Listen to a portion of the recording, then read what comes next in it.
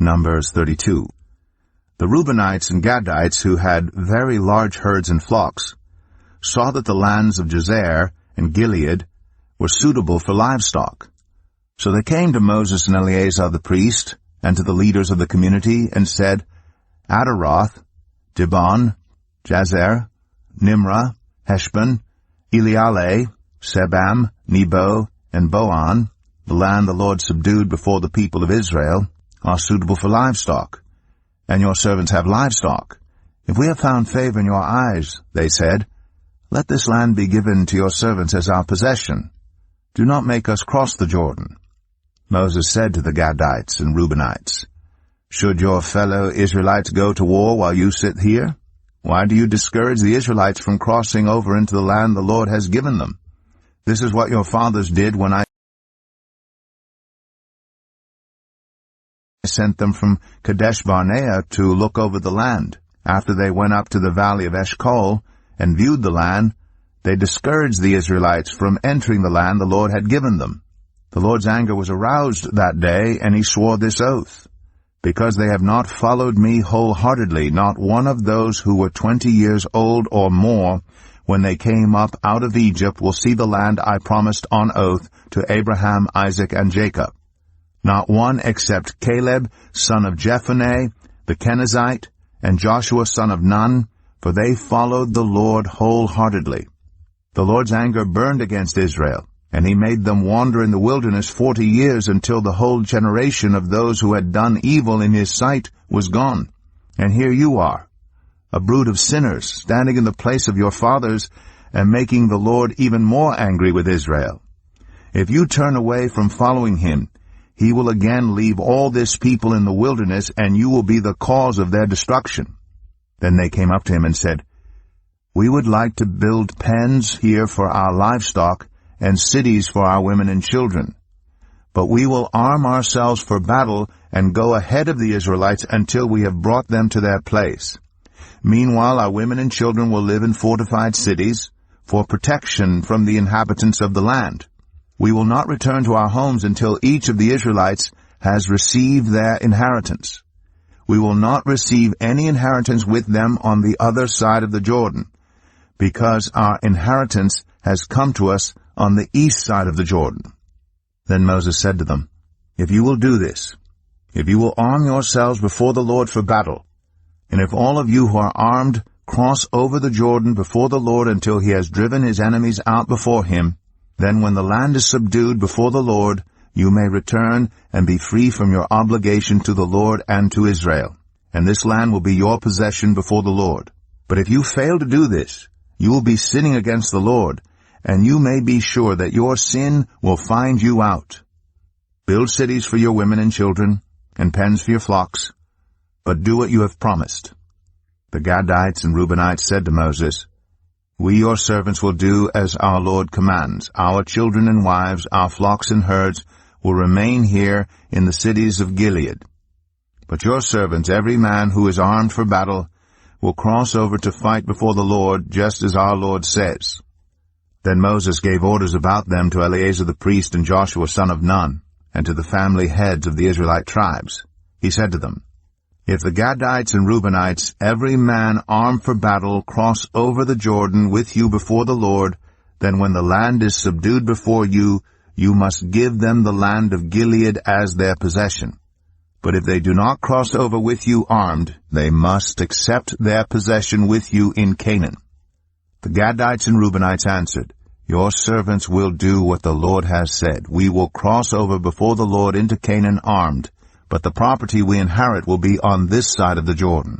Then Moses gave to the Gadites, the Reubenites, and the half-tribe of Manasseh, son of Joseph, the kingdom of Sihon, king of the Amorites, and the kingdom of Og, king of Bashan, the whole land with its cities and the territory around them. The Gadites built up Dibon, Adaroth, Aroer, Atroth, Shophan, Jazer, Jogbehah, Beth Nimrah, and Beth Haran as fortified cities, and built pens for their flocks. And the Reubenites rebuilt Heshbon, Elealeh, and Kiriathaim, as well as Nebo and Baal-meon. These names were changed, and Sibmah. They gave names to the cities they rebuilt. The descendants of Machir, son of Manasseh, went to Gilead, captured it, and drove out the Amorites who were there. So Moses gave Gilead to the Machirites, the descendants of Manasseh, and they settled there. Jair, a descendant of Manasseh, captured their settlements and called them Havoth-Jair. And Nobah captured Kenath and its surrounding settlements and called it Nobah after himself. Numbers 33. Here are the stages in the journey of the Israelites when they came out of Egypt by divisions under the leadership of Moses and Aaron. At the Lord's command, Moses recorded the stages in their journey. This is their journey by stages. The Israelites set out from Ramses on the 15th day of the first month, the day after the Passover. They marched out defiantly, in full view of all the Egyptians, who were burying all their firstborn, whom the Lord had struck down among them. For the Lord had brought judgment on their gods. The Israelites left Ramses and camped at Succoth. They left Succoth and camped at Etham, on the edge of the desert. They left Etham, turned back to Pi-Hahiroth, to the east of Baal-Zephon, and camped near Migdol. They left Pi-Hahiroth and passed through the sea into the desert. And when they had traveled for 3 days in the desert of Etham, they camped at Marah. They left Marah and went to Elim, where there were 12 springs and 70 palm trees, and they camped there. They left Elim and camped by the Red Sea. They left the Red Sea and camped in the desert of Sin. They left the desert of Sin and camped at Dophkah. They left Dophkah and camped at Alush. They left Alush and camped at Rephidim, where there was no water for the people to drink. They left Rephidim and camped in the desert of Sinai. They left the desert of Sinai and camped at Kibroth-Hattaavah. They left Kibroth-Hattaavah and camped at Hazeroth. They left Hazeroth and camped at Rithmah. They left Rithmah and camped at Rimmon-Perez. They left Rimmon-Perez and camped at Libnah. They left Libnah and camped at Rissah. They left Rissah and camped at Kehelatha. They left Kehelatha and camped at Mount Shepher. They left Mount Shepher and camped at Haradah. They left Haradah and camped at Makheloth. They left Makheloth and camped at Tahath. They left Tahath and camped at Terah. They left Terah and camped at Mithkah. They left Mithkah and camped at Hashmanah. They left Hashmanah and camped at Moseroth. They left Moseroth and camped at Bnei Jakan. They left Bnei Jakan and camped at Hor-Haggidgad. They left Hor-Haggidgad and camped at Jotbathah. They left Jotbathah and camped at Abrona. They left Abrona and camped at Ezion-Geber. They left Ezion-Geber and camped at Kadesh in the desert of Zin. They left Kadesh and camped at Mount Hor on the border of Edom. At the Lord's command, Aaron the priest went up Mount Hor, where he died on the first day of the 5th month of the 40th year after the Israelites came out of Egypt. Aaron was 123 years old when he died on Mount Hor. The Canaanite king of Arad, who lived in the Negev of Canaan, heard that the Israelites were coming. They left Mount Hor and camped at Zalmanah. They left Zalmanah and camped at Punon. They left Punon and camped at Oboth. They left Oboth and camped at Ayi-Abarim on the border of Moab. They left Ayi-Abarim and camped at Dibon-Gad. They left Dibon-Gad and camped at Almon-Diblathaim. They left Almon-Diblathaim and camped in the mountains of Abarim near Nebo. They left the mountains of Abarim and camped on the plains of Moab by the Jordan across from Jericho. There on the plains of Moab they camped along the Jordan from Beth-Jeshemeth to Abel-Shittim. On the plains of Moab by the Jordan across from Jericho, the Lord said to Moses, "Speak to the Israelites and say to them, when you cross the Jordan into Canaan, drive out all the inhabitants of the land before you. Destroy all their carved images and their cast idols and demolish all their high places.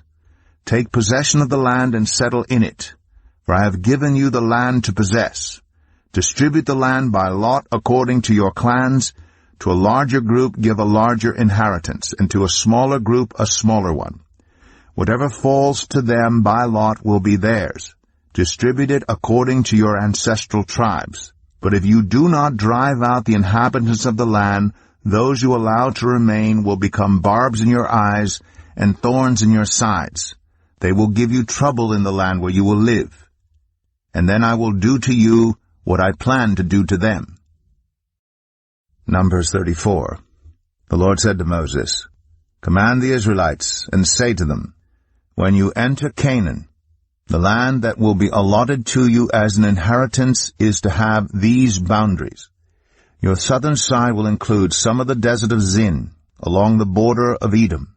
Your southern boundary will start in the east from the southern end of the Dead Sea, cross south of Scorpion Pass, continue on to Zin, and go south of Kadesh Barnea. Then it will go to Hazar Adar and over to Asmon, where it will turn, join the Wadi of Egypt, and end at the Mediterranean Sea. Your western boundary will be the coast of the Mediterranean Sea. This will be your boundary on the west. For your northern boundary, run a line from the Mediterranean Sea to Mount Hor, and from Mount Hor to Lebo Hamath. Then the boundary will go to Zedad, continue to Ziphron, and end at Hazar Enan. This will be your boundary on the north. For your eastern boundary, run a line from Hazar Enan to Shepham. The boundary will go down from Shepham to Riblah on the east side of Ain, and continue along the slopes east of the Sea of Galilee. Then the boundary will go down along the Jordan and end at the Dead Sea. This will be your land with its boundaries on every side. Moses commanded the Israelites, Assign this land by lot as an inheritance. The Lord has ordered that it be given to the 9.5 tribes, because the families of the tribe of Reuben, the tribe of Gad, and the half-tribe of Manasseh have received their inheritance. These 2.5 tribes have received their inheritance east of the Jordan, across from Jericho toward the sunrise. The Lord said to Moses, These are the names of the men who are to assign the land for you as an inheritance. Eleazar the priest and Joshua son of Nun, and appoint one leader from each tribe to help assign the land.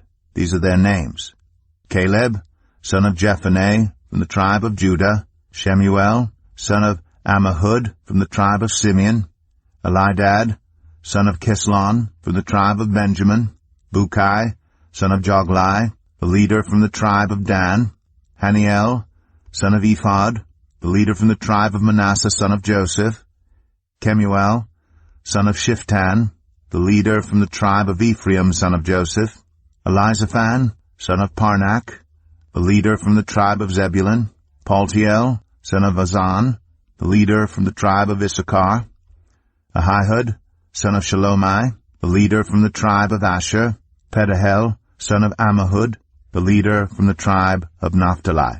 These are the men the Lord commanded to assign the inheritance to the Israelites in the land of Canaan. Numbers 35.